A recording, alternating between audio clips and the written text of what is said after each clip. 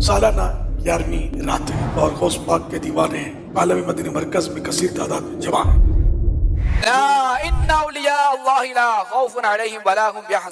बेशक अल्लाह के वलियों पर कुछ खौफ होगा और ना वो गमगीन होंगे। औलिया किराम से जाहिर होने वाली करामात दरअसल मौजिज़ाए नबी का मजहर और उसी का फैजान होती हैं। हज़रत अब्दुल मलिक ज़य्याद रहमतुल्लाहि तआला बयान करते हैं कि मैं एक रात गौसे पाक रहमतुल्लाहि तआला के मदरसे में खड़ा था। आप रहमतुल्लाहि तआला अंदर से एक असा दस्ते अक़दस में लिए हुए तशरीफ फरमा हुए।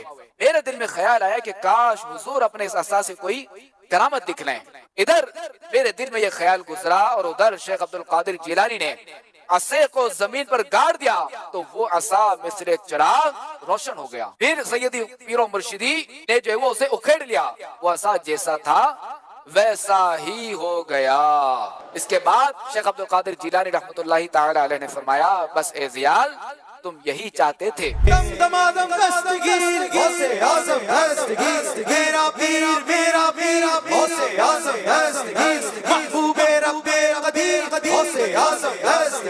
सारे पीरों की है पीर 1445 हिजरी के माह अब्दुल कादिर माह फाखिर यानी रबी उल आखिर की सालाना 11वीं रात बड़े पीर साहब की आज सालाना 11वीं शरीफ है अल्हम्दुलिल्लाह। और आलमी मदनी मरकज में बेशुमार आशिकाने गौसे आज़म मुल्क व बैरून मुल्क से यहाँ तशरीफ लाए हैं और अजीम शान 11वीं शरीफ का इज्तिमा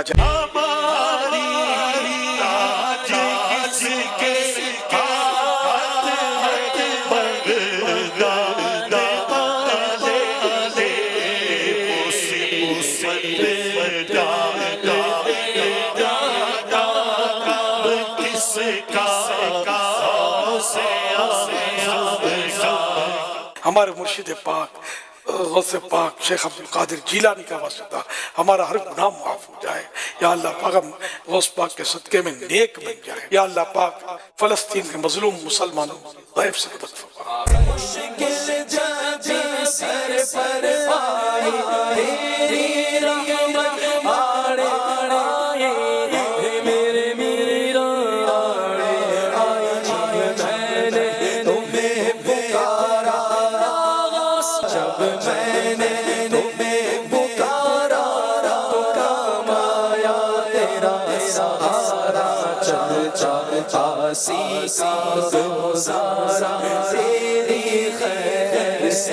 कम से कम इस दावत हक की बरकत से ये चीज़ तो पब्लिक के सामने आई है ना कि सच्चाई क्या है।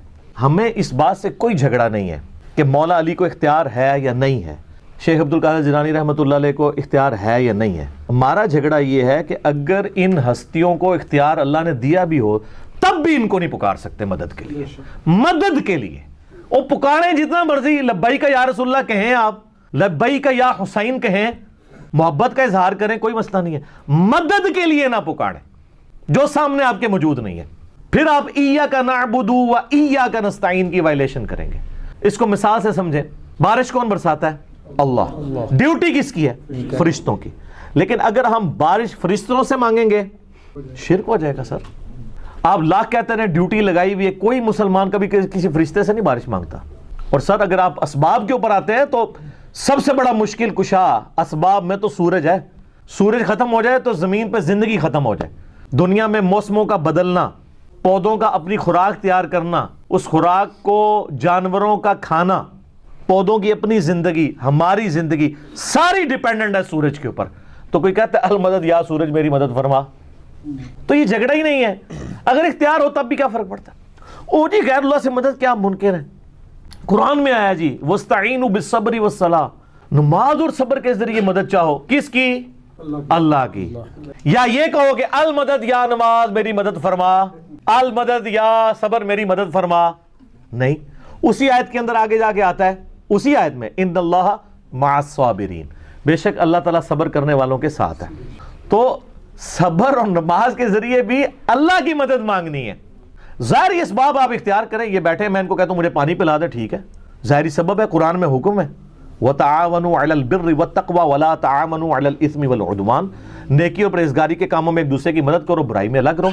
ज़ाहिर इसबाब तो हुक्म है हम उसके ऊपर कि उसको अडॉप्ट करना है। लेकिन यही बंदा सामने मौजूद ना हो یہ بغداد میں ہو، وہاں بھی قبر کے اندر ہو، اور میں کہوں جی مجھے پانی پلا دو، تو اب وہی بات وہی جملہ صرف فریم آف ریفرنس بدلنے سے ایاک نستعین کی وائلیشن ہو جائے گی۔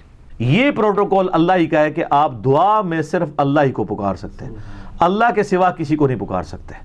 اَمَّن يُجِيبُ الْمُضْطَرَّ اِذَا دَعَاهُ، بھلا بتاؤ تو کون ہے جو اضطراب اور پریشانی میں گھرے ہوئے شخص کی فریاد کو سنتا ہے جب وہ شخص اس کو پکارے۔ وَيَكْشِفُ السُّوءَ، اور وہ اس سے برائی دور کر دیتا ہے۔ وَيَجْعَلُكُمْ خُلَفَاءَ الْأَرْضِ، اور زمین پہ تمہیں اگلوں کا خلیفہ کرتا ہے، یعنی تمہارے ماں باپ مر جاتے ہیں تو تم مر جاؤ گے، تمہاری اولاد۔ اِلَٰهٌ مَّعَ اللَّهِ، کیا اللہ کے ساتھ کوئی اور الہ بھی ہے؟ قَلِيلًا مَّا تَذَكَّرُونَ، بہت ہی کم نصیحت تم پکڑتے ہو۔ تو میں نے کہا یہاں پہ اللہ طرف مارا ہے اللہ کے ساتھ کوئی اور الہ ہے جو مصیبت اور پریشانی میں گھرے ہوئے شخص کی فریاد کو سنے، تو اٹ مینز کہ جس شخص کو بھی آپ مشکل کے لیے غائب میں مدد میں دعا کے طور پر پکار رہے ہیں، گویا آپ اسے الہ مان رہے ہیں۔ ویسے پکارنے کا کوئی جھگڑا نہیں ہے، یہ خام خواہ وہ بیچ میں یا رسول اللہ کو لے آتے ہیں، ہم تو لبیک کا یا رسول اللہ آج کی ڈیٹ میں بھی قائل ہیں، المدد نہ کہیں، یہ واضح چیز ہے۔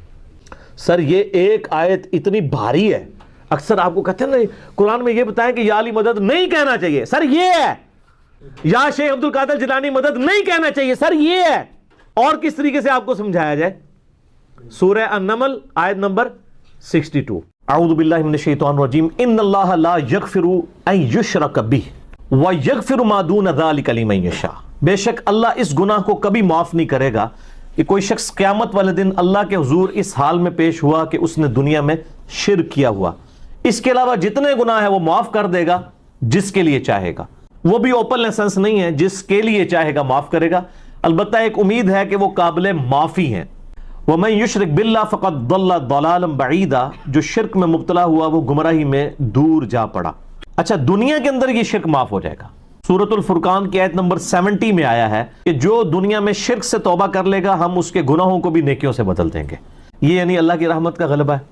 لیکن شرک کے معاملے میں اللہ تعالیٰ بہت، جس کو کہتے ہیں نا یہ شرک is the most sensitive issue in the sight of اللہ، اللہ کے حضور سب سے زیادہ حساس معاملہ شرک کا ہے۔ دنیا میں توبہ کر لی معافی ہے، جامعہ ترمذی میں حدیث ہے کہ موت کے غرغرے سے پہلے یعنی نزع کا عالم طاری ہونے سے پہلے اگر کوئی توبہ کر لیتا ہے تو اس کی توبہ قبول ہے، لیکن آخرت میں اگر کوئی شخص معافی مانگے گا بھی اور وہ مشرک ہوا تو اللہ تعالیٰ اس کی توبہ قبول نہیں کرے گا۔ لا تبدیل لکلمات اللہ، اللہ کے کلمات نہیں بدلیں گے۔ اگر کوئی شخص یہ کہے نا کہ اللہ تعالیٰ چاہے تو وہ مشرک کو بھی معاف کر سکتا ہے، یہ کلمات کفر ہے، یہ محال ہے، کیونکہ اللہ کے کلمات نہیں نا بدلتے۔ اگر وہ معاف کر دے گا تو قرآن پاک میں کیا ہے کہ شرک معاف نہیں ہوگا، تو یہ کنٹراڈکشن آ جائے گا دونوں باتوں میں۔ یہ بہت خطرناک معاملہ ہے جی، کہ کوئی زیادہ سے زیادہ 60 سال 100 سال کی زندگی ویل کر لے گا۔ اب انصاف کا تقاضا دنیاوی اعتبار سے تو یہی بنتا ہے کہ اگر کسی نے 100 سال شرک کیا ہے تو 100 سال اسے دوزخ میں چلایا جائے، اس کے بعد چھوڑ دیا جائے، لیکن اللہ تعالیٰ فرما رہا ہے کہ میں معافی نہیں کروں گا اور ہمیشہ کے لیے دوزخ میں پھینک دوں گا۔ والعیاذ باللہ تعالی۔